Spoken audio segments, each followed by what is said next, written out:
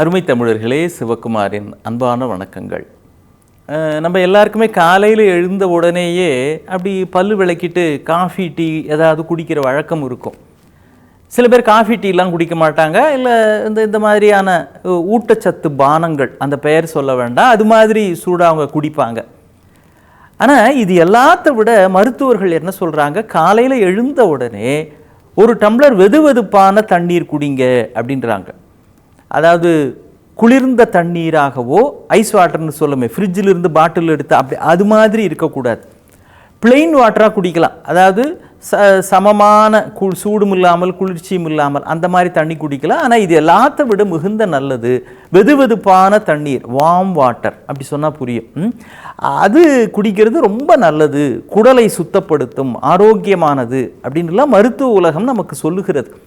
தினம் காலைல எழுந்தவுடனே water therapy அப்படின்னு 1 லிட்டர் தண்ணி கடன்னு உள்ளே விடுறவங்களாம் இருக்கிறாங்க. அது ஒட்டுமொத்த உடம்பையும் மிகவும் தூய்மைப்படுத்துகிறது அப்படின்றது. ஏன்னா தண்ணீர் மூலமாகவும் மூச்சு காற்று மூலமாகவும் தான் ரத்தம் மேலும் மேலும் தூய்மை அடைகிறது. இது நம்முடைய யோக முறையிலும் இருக்கிறது. இப்போ காலையில் எழுந்தவுடனே என்ன குடிக்கிறோம் அப்படிங்கிறத பற்றின பேச்சு இல்லை, இது இருந்தாலும் ஒரு நல்ல விஷயம், அதுக்காக பகிர்ந்துக்கிறேன். இப்போ காலையில் ஒருத்தர் குடிக்கிறதுக்காக ஒரு பாட்டில் தண்ணீர் எடுக்கிறாருன்னு வச்சுக்குங்க. சரி, ஒரு பாட்டில் தண்ணீர் அதுவே பாதி தான் இருக்குது. சரி, இப்போ இந்த ஒரு பாட்டில் தண்ணீர் அல்லது ஒரு குவளை தண்ணீர், இது எவ்வளவு கனம் இருக்கும்னு நினைக்கிறீங்க? இது ஒன்றும் பெரிய கனம் இல்லை. ஆனால் இந்த ஒரு குவளை தண்ணீரை குடிச்சிட்டு நீங்கள் குவளையை கீழே வைக்கணும்.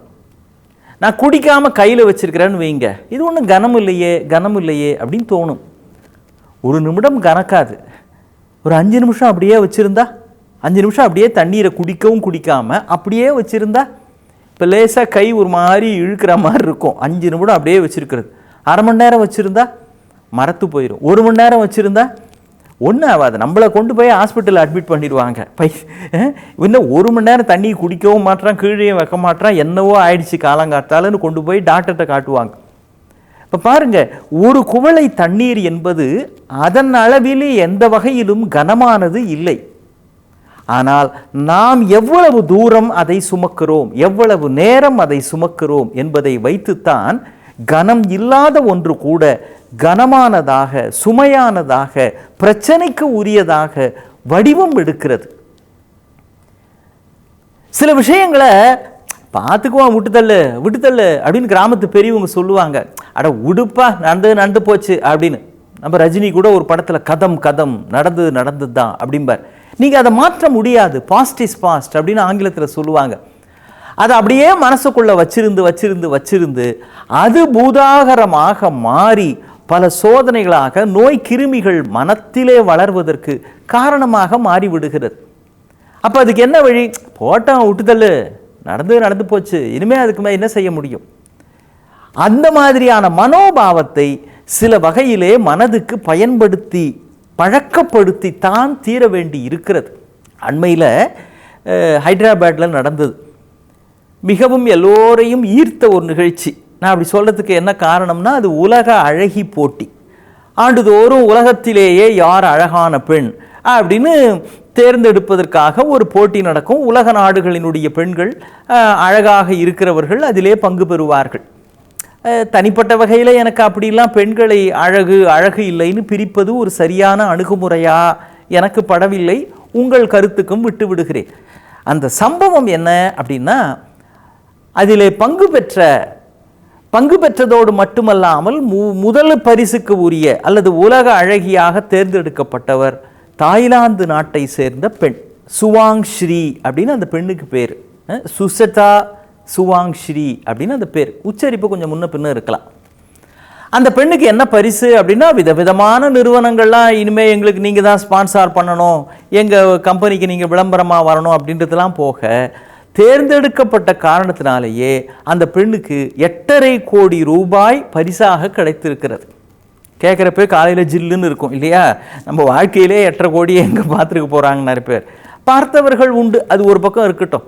கேட்கிறப்பவே சில பேருக்கு அதிர்ச்சியாக பல பேருக்கு இருக்கலாம். ஆனால் அந்த பெண்ணுக்கு கிடைத்த பரிசு 8.5 கோடி ரூபாய். இது ஒரு பக்கம் இருக்கட்டும். இதை இவ்வளவு நான் சொல்லுவதற்கு என்ன காரணம் அப்படின்னா, அந்த பெண்ணினுடைய தன்னம்பிக்கை, அந்த பெண் இதற்காக செய்த தியாகங்கள் என்ன உலக அழகியாக வந்து நடந்துட்டு போதில் என்ன தியாகம்னு கேட்குறீங்களா?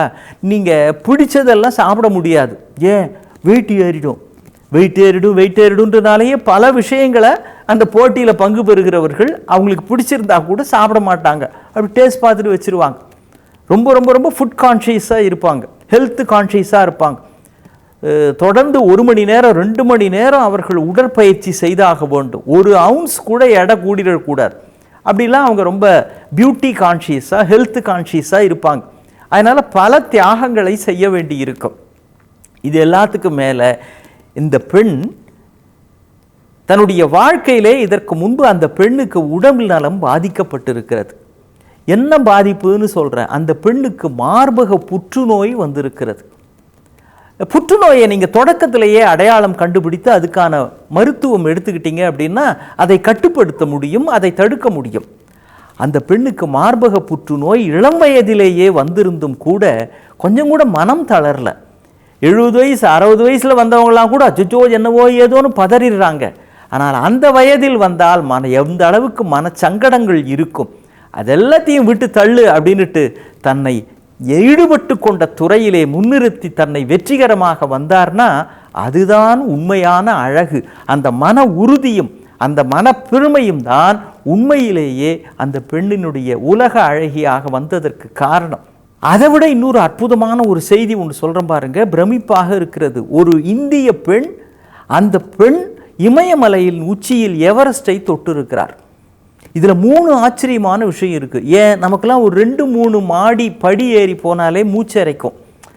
நமக்குன்னா எல்லாருக்கும் சொல்லலை, யாருக்கு அப்படி முடியுதோ அதனால தான் லிஃப்ட் வருதா பாரு அப்படிம்பாங்க.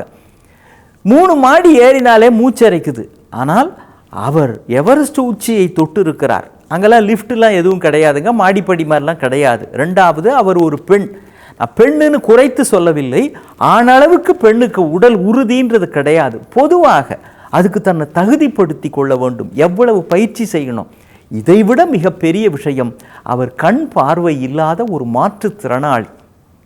அந்த பெண்ணுக்கு எவ்வளவு சவால்கள் இருக்கும். கண் பார்வை இல்லை அப்படின்னா கொஞ்ச நேரம் கண்ணை மூடிக்கிட்டு நடந்து பாருங்க, உங்கள் வீட்டுக்குள்ளேயே நடந்து பாருங்க. உங்கள் வீடாகவே இருந்தாலும் கொஞ்ச நேரம் கண் மூடி இருக்கிற பொழுது கண்டிப்பாக எது மேலேயாவது நாம் இடிச்சுக்குவோம். மலை மேல் எவரெஸ்ட் உச்சியை தொட வேண்டும்னா மலை ஏறுவது, பெண்ணாக இருந்து உடல் வலிமையை ஏற்றுக்கொள்வது, அதையும் தாண்டி கண் பார்வை இல்லாமல் இந்த சாதனையை செய்வது அப்படின்னா பல தடைகள் வரும்.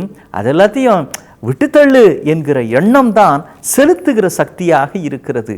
தயவு செய்து இந்த எண்ணத்தை நம்முடைய பிள்ளைகள் மனதிலே விட்டுத்தள்ளு என்று நினைக்காமல் சிக்கல்களையும் சவால்களையும் விட்டுத்தள்ளு, நடந்த சோதனைகளை விட்டுத்தள்ளு என்று சொல்லுவதற்கான மன உறுதியை அவர்களுக்குள் வளர்க்க வேண்டும் அல்லவா?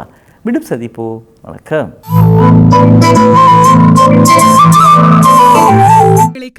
சன் லைஃப் சேனலை சப்ஸ்கிரைப் பண்ணுங்க.